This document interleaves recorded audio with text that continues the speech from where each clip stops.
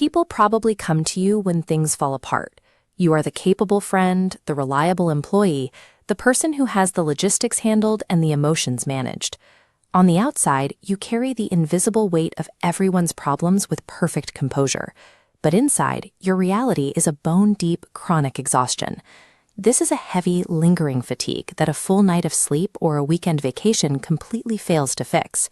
You feel like you've been running a marathon since elementary school, because developmentally, you have. Somewhere between the ages of 7 and 17, you skipped about a decade of normal childhood chapters. Growing up, adults likely praised you for this. They called you an old soul, impressed by your quiet responsibility and calm demeanor. But this early maturity isn't a natural growth spurt. It is a specific, high-level reaction to an environment that required you to be an adult before you were ready. That perceived maturity is a decades-old survival mechanism. To finally cure the exhaustion you feel today, we have to look closely at the psychological burdens you were forced to pick up as a child and understand why your brain refuses to put them down. Childhood rarely ends with a cinematic, highly visible event. It usually disappears in quiet moments of observation. It ends when you learn to read a room's tension before anyone speaks, or when you figure out how to manage a parent's unpredictable mood to keep the evening calm. Psychologists typically diagnose this dynamic as parentification.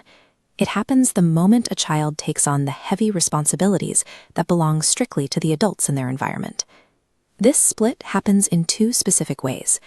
Instrumental parentification occurs when a child physically keeps the household running, managing chores, cooking dinner, or raising siblings.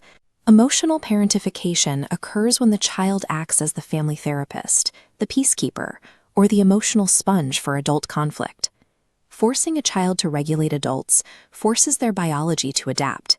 The prefrontal cortex, which manages planning and complex emotions, develops prematurely.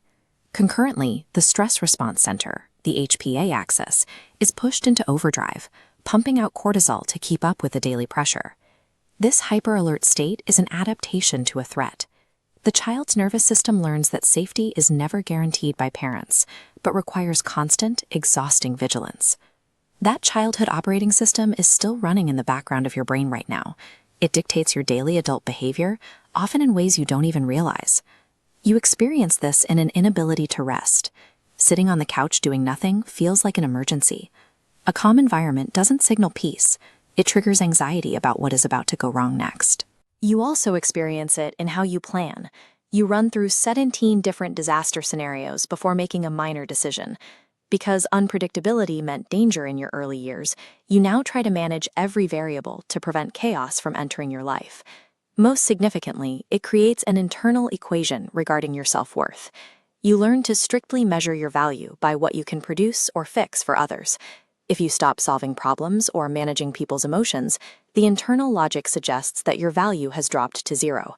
This logic actively influences adult relationships. You may find yourself drawn to emotionally unavailable partners because chaos provides familiarity. Consistent, secure love feels uncomfortable, while an unavailable partner replicates the childhood dynamic of giving endlessly while expecting very little in return. Your daily anxiety, your perfectionism, and your constant need to overfunction are the components of a highly successful survival strategy that you simply haven't learned how to turn off. Surviving this dynamic gave you high-level skills. You can read micro-expressions, sense a shift in a room's tension before anyone else, and navigate complex crises with steady hands. But the paradox is that the exact adaptations that kept you safe in childhood are the very behaviors that create isolation in adulthood. The extreme independence that protected you now makes it difficult to let anyone else share the load. To heal, you must practice a psychological step called witnessing. You have to stop minimizing your past. You must stop saying other people had it worse and acknowledge that you were denied the freedom of a normal childhood.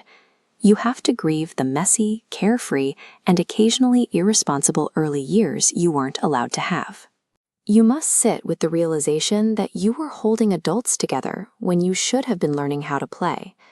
Acknowledging this grief does not make you weak, and it does not make you ungrateful. It is the necessary work of untangling your true identity from a set of outdated survival mechanisms.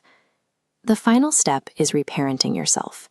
You have to give yourself explicit permission to ask for help, to receive comfort without earning it, and to be a complete beginner at letting someone else take care of you. You must learn that your worth is not a variable based on what you produce or how well you manage others' emotions. You deserve care even when you have nothing to offer but your presence. You are finally allowed to put the armor down.